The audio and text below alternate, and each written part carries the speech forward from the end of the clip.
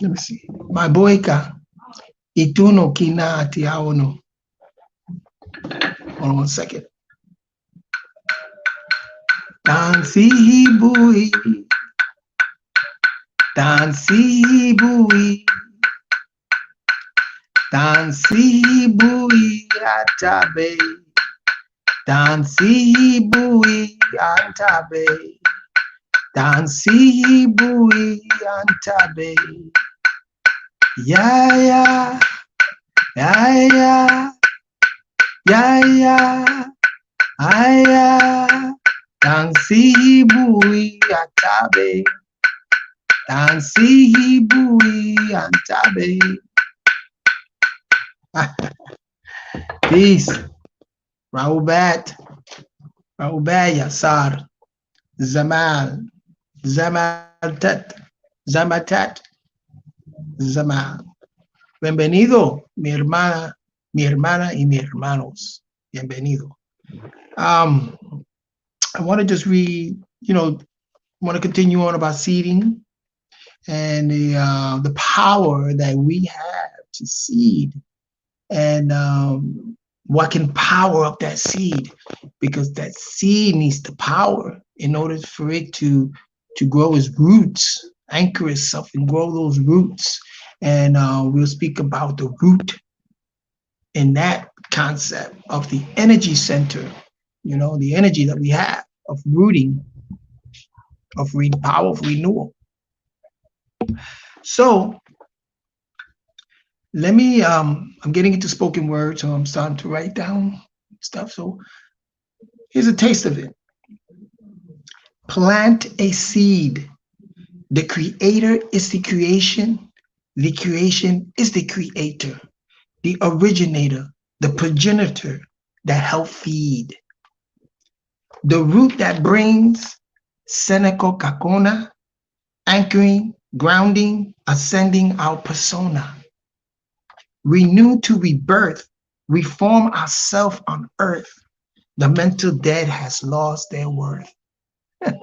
And that's just an introduction to start off this conversation. And the conversation, I titled it Morals and Ethics, and also the mental dead. So in seeding, we need to power up those seeds, those ideas and thought that we want to seed. And one important aspect about powering it, the seed, to giving it something that it can anchor, is morality and ethics, morals, what we call morals and ethics. Because moral and ethics, it's a person's standard or their belief of or knowing concerning something that's concerning what is not acceptable for them to do. You know what I'm saying? And ethics are the moral principles. Now, morals deals with individuality, individuals, your personal, principles, morals. And I'm going to give you an example of what morals are. In the English language, in the standard English language, when you deal with the word morals, the definitions is a lesson, especially one concerning what is right and prudent, that can be derived from a story, like the moral of the story, you know what I'm saying? A piece of information or an experience, some experience, you get to learn what your morals are. And again, like I said, in the, to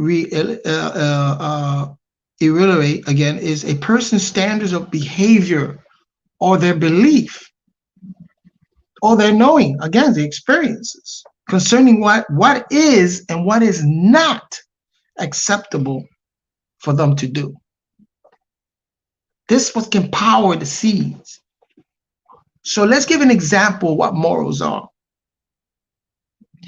While morals tend to be driven by personal beliefs and values, there are certainly some common morals that most people agree on, right? One of them is always tell the truth. Tell the truth. Do not destroy property. Have courage. Keep your promise. Do not cheat. Treat others as you want to be treated. Do not judge. Be dependable. Don't leech on people. Just be dependable.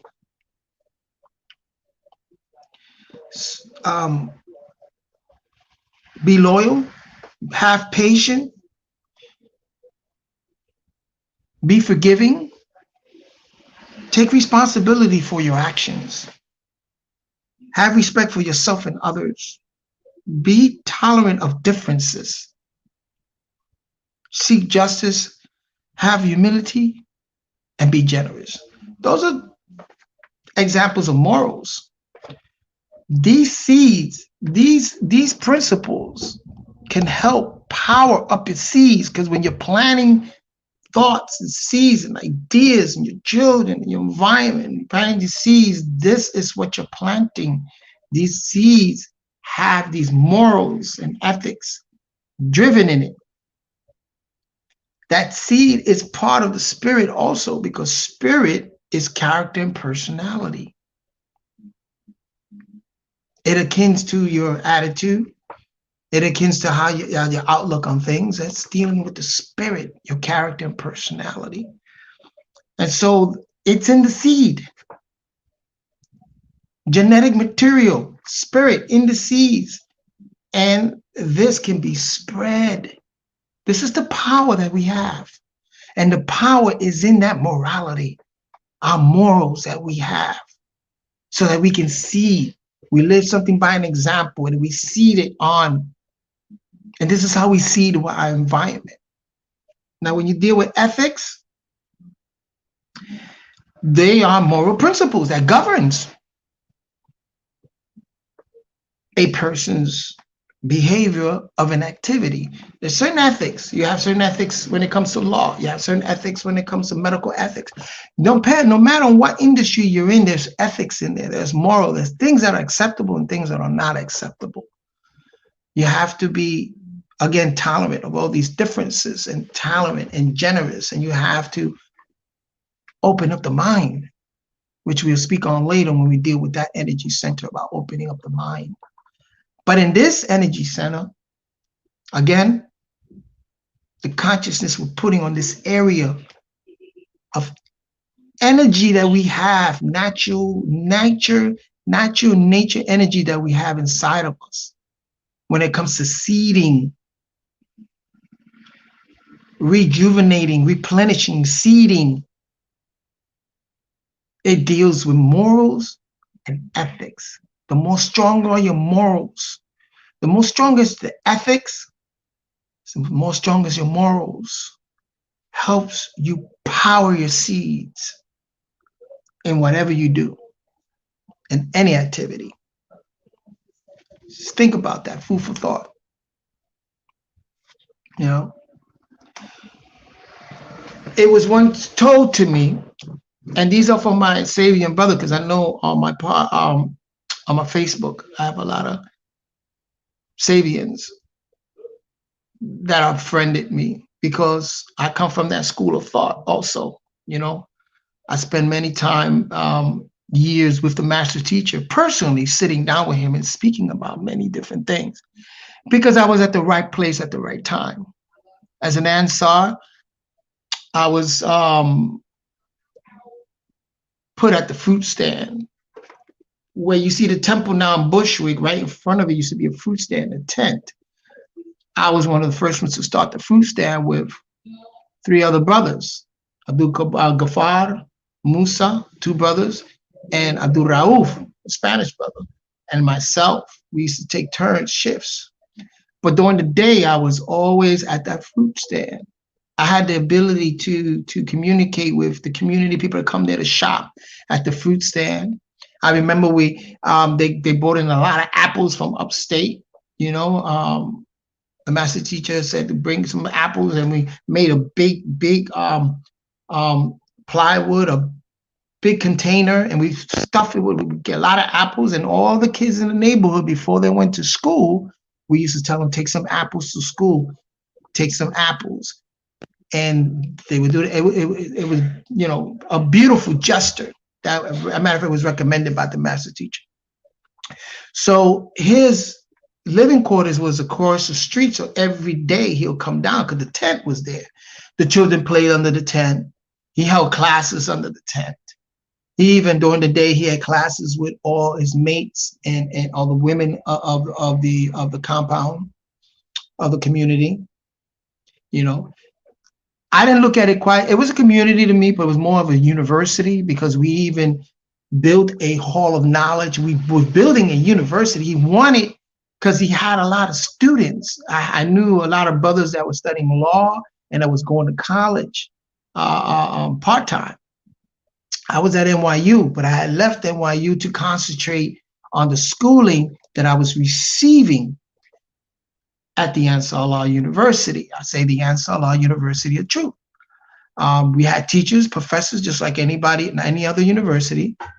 One of my favorite professors was from Senegal, Suleiman Sisi, and he was our language instructor, constantly on language. And then when it came to spirituality, when it came to doctrine, it was our master teacher who was doing all the teaching.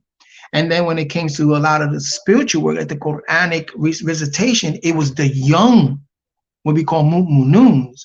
They were the one that were instructing us on the proper way to pronounce words in the Quran and the different levels of chanting the Quran. It was a school. It was a school of thought. It was a phase of my life. You know what I'm saying? Loved it. We had dormitories. We had classes, language classes. We all, and we had a university hall, a restaurant, university hall, bookstore. It was set up like a university because it was the Ansar Allah University of Truth. You know, applications needed to be also, you needed to apply. You know what I'm saying? They bypassed my application because, as a matter of fact, I really didn't want to move into this community, to the university. I didn't want to come out. I was going to NYU. I didn't really want to, you know, I would just go in there just to get on the Sunday classes. But then when the master teacher saw me, he sent Zemo, who used to sing with him in Passion, sent him over to me and told me personally, he says, hey, they used to call him the old man, said to move in as soon as you can. Don't let nobody turn you away. Don't worry about application. Don't worry about anything. He wants you in here now. Because when I first saw him and we connected, I was like, yo, I know you from somewhere. I know you. It's like my spirit knew this spirit. I'm like, you know, when you walking down the street and you know somebody, man, I know you from some, or you like connect with that person. You're like, wow, there's something here.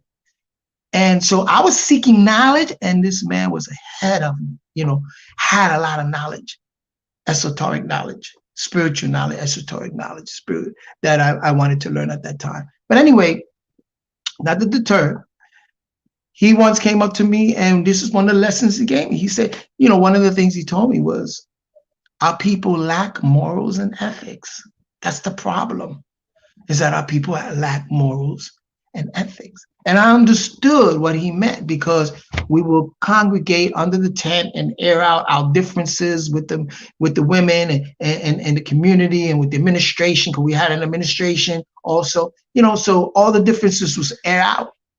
And he sometimes he'll shake his head like he couldn't believe it. All these different drama would pop up, you know what I'm saying? And so, you know, and then again, you know, he was the type that, you know, tell stories, and then you will have to get the morals of the story. Planting seeds. So I witnessed firsthand how one can plant seeds and then see when the morals and the ethics are there, it powers those seeds so it could take root and anchor itself in the soil, or get root and anchor itself in that environment. And that's one of the lessons that when you read Matthew 13 in the biblical narrative, New Testament Matthew, and the enlightened being Yeshua, or what they call Jesus or Yeshua, that character, personality, that character This is one of the lessons that he's spoken, like in the parable, was planting a seed in there and letting people know about how certain seeds fall on different environment and conditions. Some of them waste to the side, some of them don't have enough roots, soil, and then some has a rich soil. The morals and ethics are there. So that's the power that we as human beings have of seeding when we are powered by the right morals and ethics, and we're conscious. So consciousness is awareness. I can knock you unconscious, and then your senses are not aware of anything around you. Your lights out.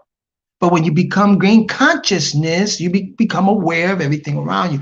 That's what consciousness is. So we take this awareness and we put into an area of seeding and grounding a human experience, a capability that we have, especially if you are on the enlightenment path. In the enlightenment path, as we call it, the power of Genesis. We have that power to seed. But again, in order to seed and good seeds, because you got bad seeds and you got good seeds, some trees bear fruits with seeds that fall by the way that are not good. But when it has a good tree with good fruit and the seed, so it can regenerate, rebirth again, right? Grab roots and grow healthy and continue on the genetic pattern. And that is by morals and ethics. And again, we spoke about some of the morals. Don't be judgmental. Analyze. I always say I don't judge anybody. I just analyze. And then I determine whether that action is beneficial for the whole, beneficial to me, to the whole, my family. You have to analyze. But don't judge. Just analyze it. You judge yourself, if anything. But you, as out looking at something else, viewing something else, you analyze it. Be patient. A farmer knows you have to be patient with the seeds. You have to give it the right nutrients. You have to give it the right conditions, soil conditions and moistures for it to grow. And that, let's segue into the mental debt. You see, the mental debt are people that don't have ethereal knowledge to survive. They don't have that ethereal sense, that sense of, for instance, and I'm hoping this will wake a lot of people up. An organism needs moisture, needs sunlight, and it needs the filtering of the sunlight, what we call darkness. Because remember, in the darkness, there's still light. There's still frequency in the blackness, in the darkness, just that is absorbed. Its filter is absorbed and is in a vacuum. It facilitates the movement of these particles. There's still particles in darkness and blackness, still particles. It's just that it's absorbed. It's like if you was to walk into a room and it's real dark and someone else is there, right? You can sense it. They're still there. It's just that there is no refraction of the particles. Their cells and their bodies are not being refracted until you put on light, which they consider chaos, because it's refracted. You know what I'm saying? So in order for something to grow, it needs that filter. It needs that darkness. It needs that blackness. It needs that moisture.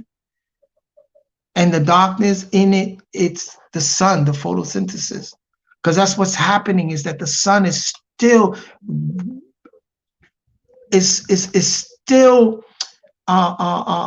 giving it, is still giving it spectrum. The electromagnetic frequencies are still there, waves. It's just that when it's absorbed in darkness, and then it creates a darkness, and that's where seeds are planted in. And then as it gets stronger and it's able to reach out, because it's going to reach out to the sun. Still going to reach out to the sun. And that's when you see the roots take place to grab the nutrients it needs, the morality, the ethics, and then plant. And you know what? Interesting thought. That's why, for instance, when you read about the narratives, the biblical narrative of this enlightened being character, which is the combination of many different characters in historical, and they put it in a form, what they call the character of Jesus Christ. He spent time with who? He spent time with, they say, with prostitutes, tax people, with people that are not, and I'm not saying for you to do this with those who don't want to be Christians, but that's where the work is done, because that's your seeding. You seed your morality there. With people with the mental debt. That's what they call the netherworld. The netherworld are not zombies or people that are dead physically, are people that are mental dead. They don't have the knowledge of knowing how to connect with the source, which is the electromagnetic frequencies that no one can deny, no one can dispute the importance of that sun or that electromagnetic energy, which gets its sun from the galactical center, from the center of the galaxy. Okay, so when you don't apply or don't know this type of knowledge in the world of those that do, you're known as a mental dead. So you have to be seeded or replenished. You have to be taught, seeded, replenished this etheric knowledge so as to raise yourself, become enlightened, because we all have fallen and we became unenlightened. We lost this light, but we have the power to regain it. And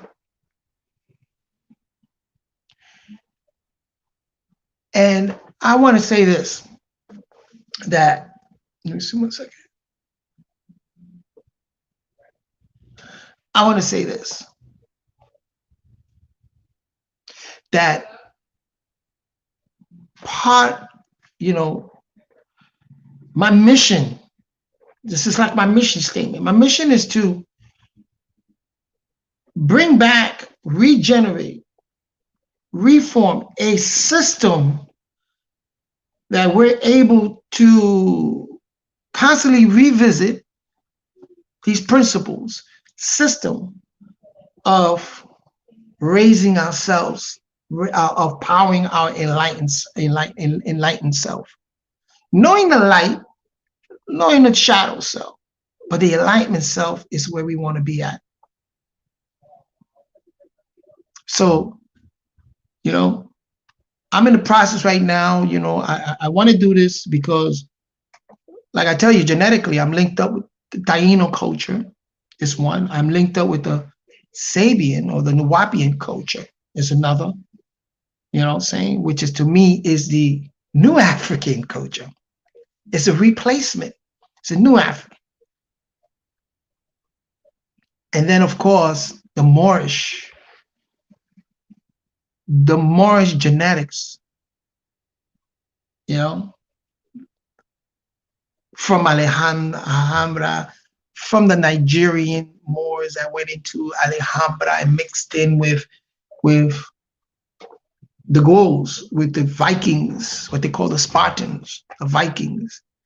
Them people came down and mixed in with these Nigerian Moors and created the mulattoes in Alhambra and Granada and these different city states in Andalusia, which is known as Spain today.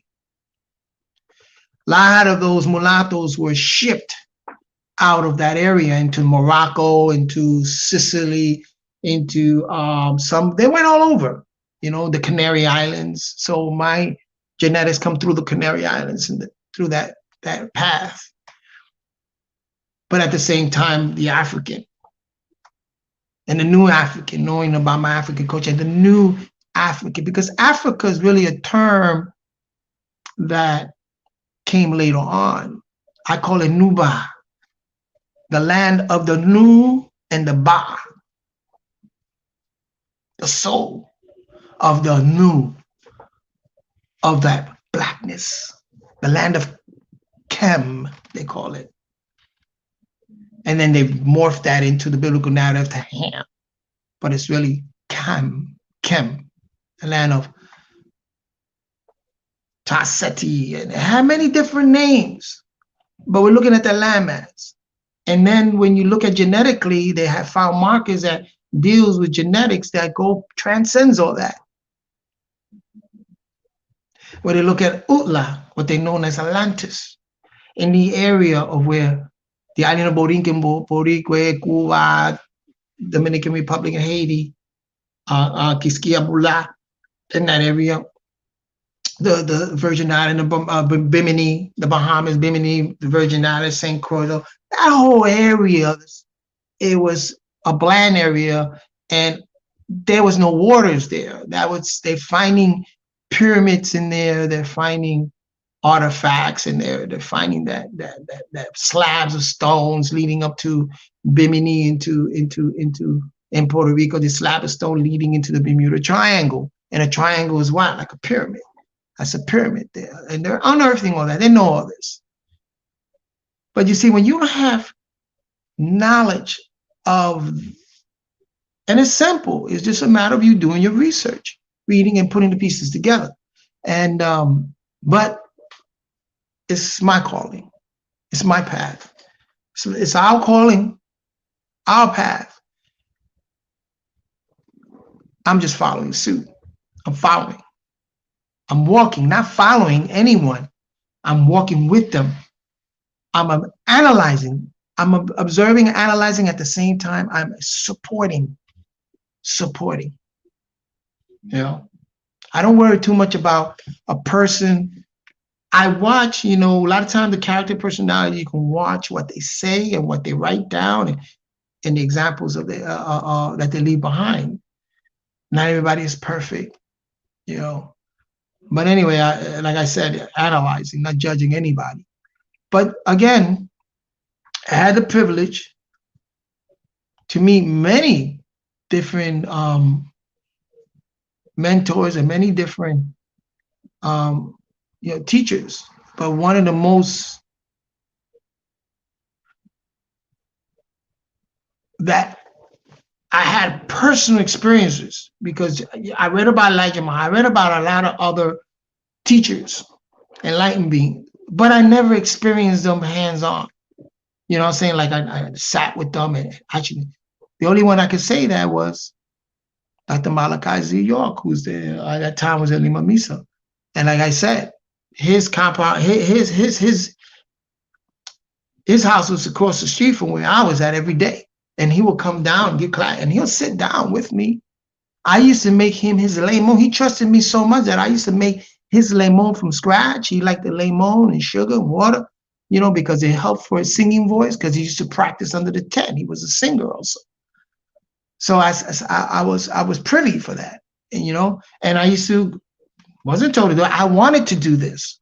Every day he come down, I got it. I got a cup for you. Here it is. And like nothing, he'll drink this cup of lemon juice. And he himself taught me how to make it. We made it together underneath that tent. We made the juice together. And also with pineapple. We made certain juices together. And we would sit down and talk about music all the time and speak about different things. And that's when he told me one of the biggest problems is that our people lack morals and ethics. So as time went by, I started to say, wow, it's a difference in morals and ethics. You know, I hung down in the street in the hood and you see the difference. The destruction of property, you know, and you can not only have to destroy property physically, also by sound too, because sound is a distortion of the rest of the piece. And certain times, you know, sometimes people will make unnecessary noises and disturb the peace. That's a moral activity. You know, that's something that has to be considered. And so you know, you speak when you go into the nature of nature documents, you know, which I read the whole, you know, it's like wow, like 1,000 pages, and you read this. There's a section there that speaks about morality and ethics. You know what I'm saying? And how can we in humanity, especially it speaks to the Black race, how they can change their morality and their spiritual experiences, you know, their morals and ethics, their character and personality. These are changes that happens when you start reading and you start applying it. So again, the power that we have in seeding, that power is powered by morals and ethics. That's how we seed. That's how we power those seeds. Got moral and ethics. We have to do it within ourselves and then seed, have the power to seed. And that's when you look at enlightenment beings, that's the power that they had, and they demonstrated that power because they spoke a lot about morals and ethics to create that change, to power that seed so they can grab roots on the environment and the community and the society. You know, and this is not to not anyone, you know what I'm saying, because everybody has their own way of developing, you know what I'm saying, but this is my lane. This is where I'm at right now. This is my lane, and these are the lessons, you know what I'm saying.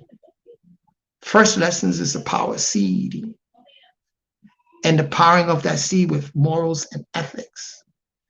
You know, be responsible for what your actions and be patient, be tolerant of differences and stuff like that. These are morals and ethics. You know, look it up in the dictionary and look out and look for the examples of morals, and then look at yourself and this is to power your seed. Very important lessons. So I hope everyone got that. And you know, let's do it. Peace and blessing. Here, I made me a nice smoothie. This got strawberry, pineapples, papaya. Also got cinnamon and ginger in here, and then of course sea moss. You know what I'm saying? Remember about this song transformation. You know, people talk about the conjunction on December 25th. This conjunction, it's already been happening. That's the pinnacle. That's the peak of it will be on December the 21st in that area at that time. But it's already been happening. People have been ascending. I'm not the only one doing these podcasts. You know what I'm saying? There are many other podcasters out here that speaks about powering yourself and speaks about, you know what I'm saying? This is the way I do it, you know what I'm saying? And, you know, I want to express that verbally. I want to express it also musically, you know, and also by written words. So again, you know what I'm saying? Again, let me read you where I'm going with this. So plant a seed. The creator is the creation. The creation is the creator, the originator, the progenitor that help feed.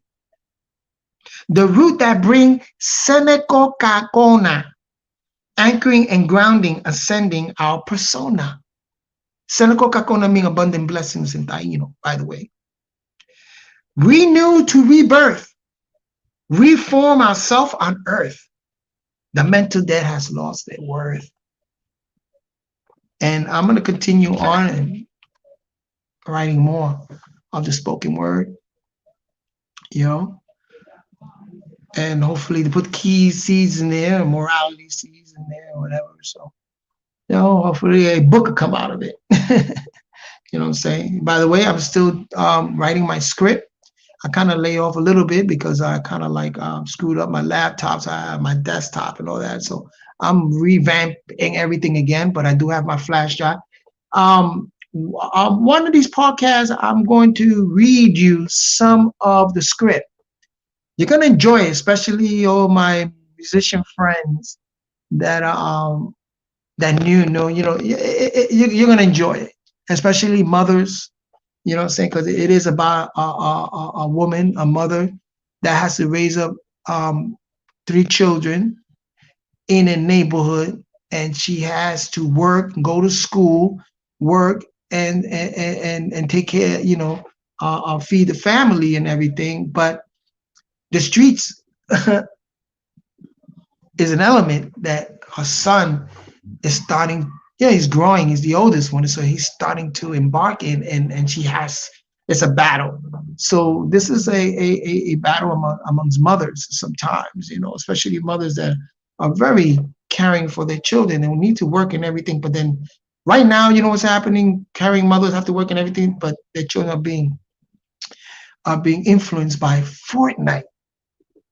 You know what I'm saying? The kids don't even want to go to school, and they'd rather be on Fortnite all day. You know what I'm saying? So it's a different era now. Before, for us, it was the streets.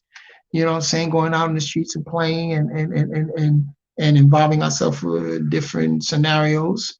But now it's the virtual world. But it's still the same. It's still a battle there for mothers. You know what I'm saying? We need to create a society, a environment that's help the mother nurture. And that's, again, speaking about seeding, because if we all are conscious and aware of this power of seeding, then we're able to seed, help seed, and help power those seeds with these morality to everyone in society, in the community, everyone we meet. You know what I'm saying? These principles are being addressed. Okay? So with all that, I'd like to say, have a beautiful experience day. I'm having a wonderful experience. And there's so much to do and learn here. Okay? So peace.